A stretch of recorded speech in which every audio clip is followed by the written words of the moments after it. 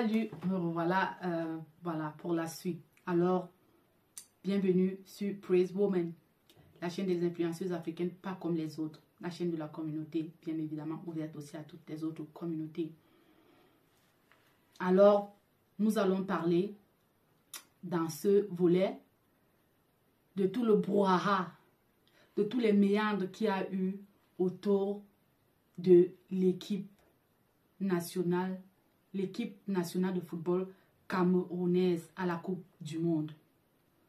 Je veux parler ici du scandale, d'abord de la défaite que la Suisse, l'équipe de Suisse nous a infligée par le biais d'un de nos fils, c'est-à-dire que le Cameroun contre le Cameroun, vous l'avez bien saisi, le Cameroun contre le Cameroun, par Brel Embolo, qui a donné la victoire à son pays adoptif, la Suisse, en nous gagnant 1-0. Et puis, nous allons passer par le scandale de l'indiscipline de, voilà, André Onana contre son... Je mets c'est-à-dire un moment de repos, parce que c'est quelque chose qui ne devait pas être, parce que ça me touche vraiment, parce que je cherche un peu un qualificatif à donner à Rigobert Song, à l'entraîneur de l'équipe nationale Rigobert Song, un qualificatif pour un peu matcher ça. Quand je dis matcher, c'est l'anglais que j'utilise, donc pour un peu équilibrer ça à la réaction ou bien au geste de André Onana, pour voir comment est-ce que ça pouvait passer. Parce que je ne comprends pas. Bref, ensuite on va tomber sur la remontada contre la Serbie. Phénoménal, vraiment un truc de ouf quoi, à la camerounaise. Et bien évidemment, on va chuter sur la victoire sucré-salé du Cameroun. Sucré-salé, bien évidemment, parce qu'on a gagné, mais on n'a pas eu notre ticket pour le deuxième tour. Alors, c'est après le générique.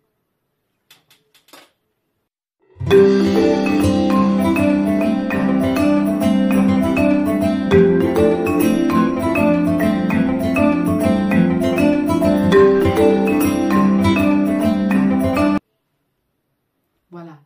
Comme je disais, cette Coupe du Monde pour le Cameroun aurait été vraiment l'occasion pour nous de remonter en surface en ce qui concerne le football, parce que on a une équipe fantastique, on a des gars qui font de très bonnes choses, mais qu'est-ce qui a manqué au Cameroun? Je pense que beaucoup de choses ont contribué à ce que, eh bien, que notre rêve s'arrête en cours de chemin, en commençant par Brel Embolo. Le scandale avec Brel Embolo, voilà, on a vu comment il a même marqué, il n'a même pas pu célébrer son but parce que, voilà, il avait mal du fait qu'il ait marqué contre sa patrie, mais il fallait qu'il le fasse parce que en ce moment-là, il ne représentait pas le Cameroun, il représentait son équipe nationale adoptive qui est la Suisse.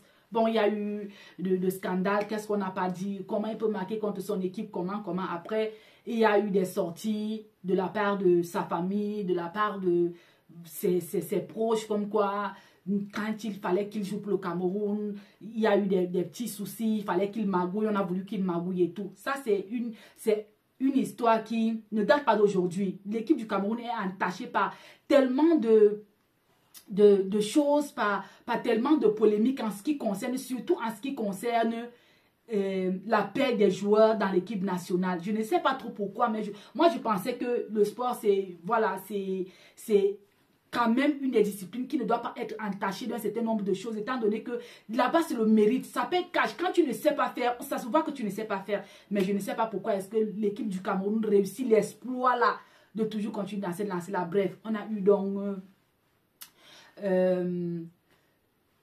donc la phase Embolo et tout, et puis voilà, la pilule est quand même passée et tout. Après, on tombe sur, voilà, la remontada contre...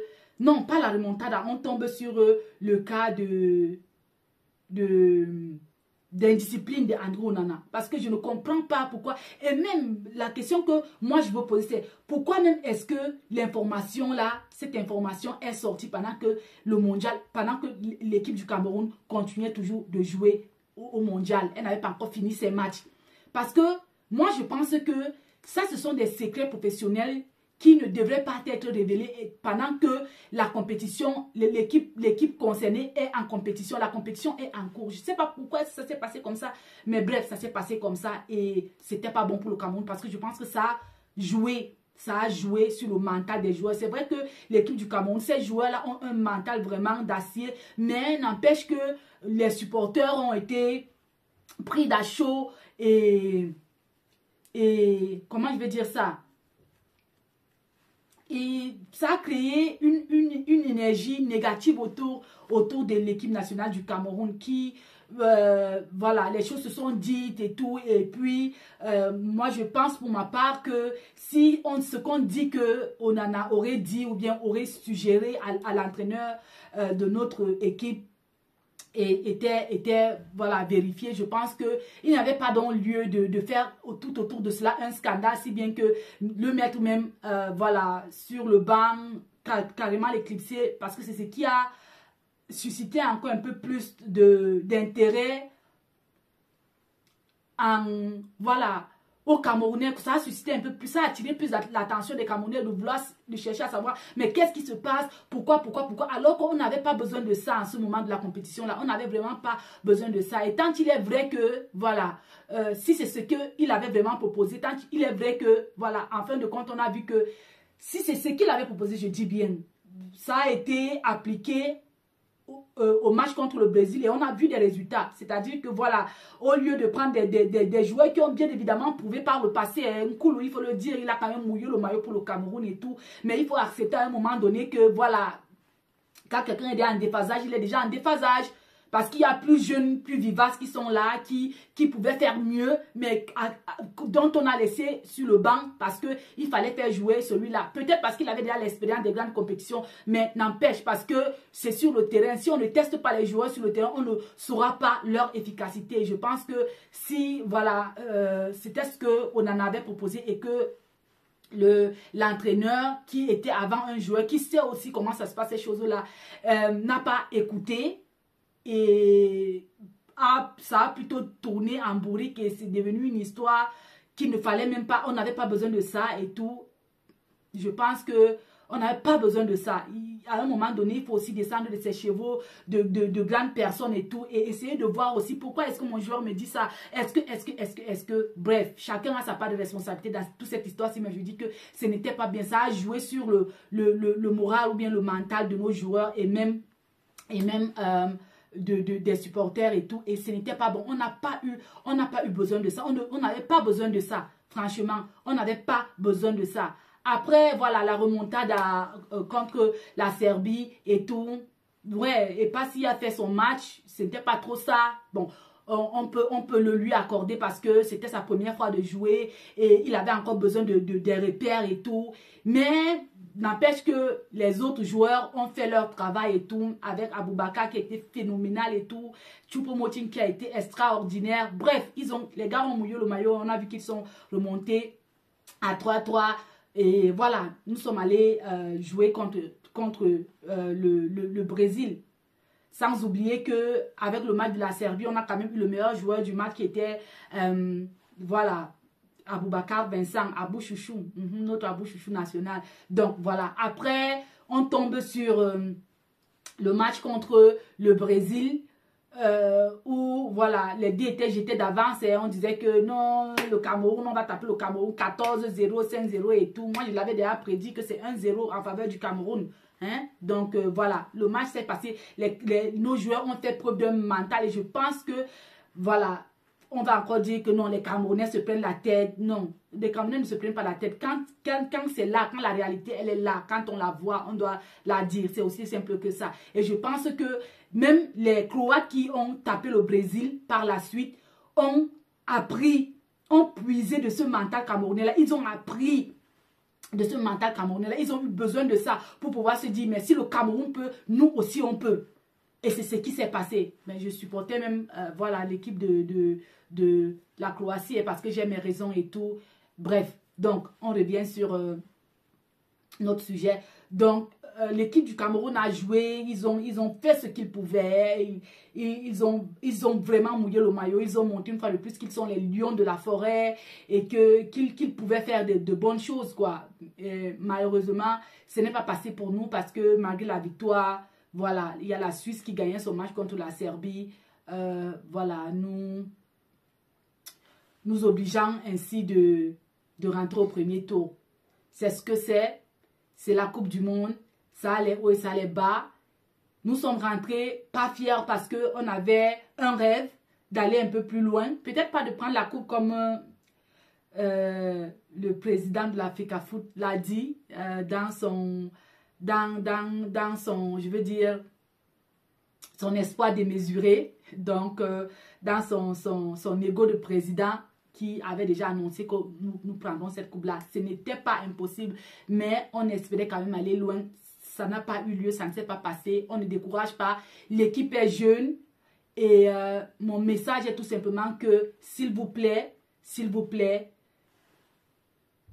quand il est vrai que le président de la FECAFOOT, Samuel Eto'o, dit qu'il est venu changer les choses, faites-nous voir que ce changement soit tangible, qu'on voit que évidemment les choses sont en train de changer. Nous ne voulons plus écouter des histoires comme quoi telle personne a payé pour qu'on le prenne, parce qu'il y a certains joueurs qui sont retrouvés là, on ne sait pas par quel biais, pas parce qu'ils ne sont pas bons joueurs, mais parce que voilà, ils ne faisaient pas partie de ceux, ils ne devaient pas faire partie de ceux-là qui étaient allés nous représenter là-bas, parce que on sait que c'est la Coupe du Monde et ce sont que les meilleurs qu'on devait y amener, mais certaines personnes sont retrouvées sur la liste et ils ne devaient. Voilà, je m'arrête là-bas.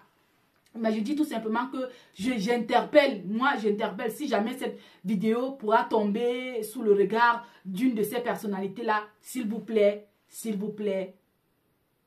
débarrassez notre équipe nationale de tous ces mots-là. C'est-à-dire la corruption, le man-no-man, la vitamine B et tout ça. S'il vous plaît.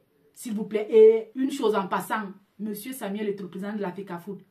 Votre site, je veux dire, avec votre partenaire One All Sport, si vous pouvez leur demander d'améliorer leur service clientèle et même leur délai de livraison, parce que je ne comprends pas comment est-ce que sur le site, moi par exemple j'ai commandé mon maillot est arrivé quand le Cameroun était déjà éliminé, mon maillot est arrivé 2 semaines après, déjà que je ne l'ai même pas encore reçu, hein.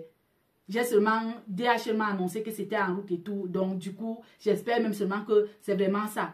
Donc, il faut aussi voir, je connais beaucoup de personnes qui se sont aussi plaintes de la même chose. Donc, il faut revoir ça. Il n'y a pas de raison qu'on a envie d'avoir des maillots pour nous qui sommes expatriés et tout. Et qu'on ne puisse pas avoir accès à cela aussi rapidement que possible. Parce que, voilà, c'est quand même, si c'est une entreprise de sport connue et tout, je pense que le service de livraison doit quand même, ça doit couler comme l'eau de rouge. Ça ne doit pas être, voilà, comme des petits sites, des brouillards et tout, quand même. Donc, j'attire aussi là l'attention de notre président de la FECAFOOT. Parler avec votre partenaire de One All Sport, qu'il fasse quelque chose dans ce domaine-là, ou bien qu'il fasse quelque chose dans ce sens-là, et pour qu'on n'ait plus à se plaindre qu'on ait payé notre argent et qu'on n'ait pas eu des maillots à temps. Ce n'est pas normal. Ce n'est pas normal. Donc, du coup, c'est ici que je vais m'arrêter pour aujourd'hui. Et l'équipe, je dis encore notre équipe, cette équipe-ci est encore jeune et il y a beaucoup, ils sont prêts à, il y a beaucoup qu'ils peuvent faire. Il y a beaucoup que cette équipe peut faire. Je veux dire des jeunes, non, que ces jeunes-là peuvent faire. Ils ont beaucoup à donner. S'il vous plaît, on a besoin d'une cohésion. On a besoin d'une cohésion entre ces joueurs-là. Trouver le moyen de les faire jouer ensemble pour un bon bout, pour qu'ils se maîtrisent entre eux. Parce qu'on a eu l'impression qu'à un moment donné, il y avait quand même un petit... il y avait quand même un petit manquement là de complicité et tout. Ça se comprend parce que les joueurs, certains, c'était leur première fois de faire leur apparition à l'équipe nationale parce qu'ils sont expatriés aussi, ils vivent ailleurs et ils travaillent ailleurs. Donc, c'était pas évident dans les délais qui étaient très brefs de les mettre ensemble. Mais vous avez là le temps maintenant de préparer la prochaine Coupe du Monde et mettez le paquet et s'il vous plaît, débarrassez-nous de tout ce qui peut nous arrêter en cours de chemin, de tout ce qui peut nous briser notre rêve, ce rêve-là. Le rêve n'est pas encore fini. Quand on dit qu'on va prendre la Coupe du Monde, ce n'est pas qu'on devait la prendre là. Dans 4 ans, on peut faire mieux. Voilà le Maroc, big up au Maroc qui s'est qualifié pour les demi-finales. Ça, c'est une grande nouvelle pour l'Afrique. Le Maroc ouvre là une voie pour l'Afrique. Comme quoi, nous pouvons, et Samuel Eto'o a dit depuis le début qu'il voyait le Cameroun contre le Maroc en finale de la Coupe du Monde. Eh bien, ces pronostics, bien que partiellement, voilà, elles n'ont pas porté fruit, mais voilà le Maroc qui est en demi-finale. Et ça, c'est une chose à encourager. Merci le Maroc, merci pour toutes les équipes africaines qui ont participé. Certaines sont déjà rentrées, vous n'avez pas démérité, vous avez fait de votre mieux. Et on espère vous voir encore briller plus haut pour la prochaine Coupe du Monde. Alors, c'est ici que je vais m'arrêter pour tous ceux qui tomberont sur cette vidéo pour la première fois. S'il vous plaît, n'hésitez pas, si nos contenus vous plaisent, n'hésitez pas de vous abonner, de partager, de liker, d'inviter d'autres personnes à en faire autant pour que nous grandissions, pour que voilà, la chaîne grandisse et pour que nous touchions un grand nombre de personnes. Parce que ce que nous faisons ici, là, nous sommes persuadés que l'Afrique a besoin de l'influence de ses filles et de ses fils pour pouvoir peser de leur poids sur des sujets qui minent nos nations, pourquoi pas même à l'échelle internationale, et voilà, pour pouvoir faire bouger les choses, échanger les choses sur notre continent. Donc attention, nous ne parlons pas de l'influence du sexe ou bien de l'influence des ragots, nous parlons de la vraie influence, cette influence-là qui viennent changer des choses, bouger des choses pour apporter un changement dans nos communautés respectives. Alors, merci de vous abonner, merci de liker, merci de partager et on se voit à la prochaine.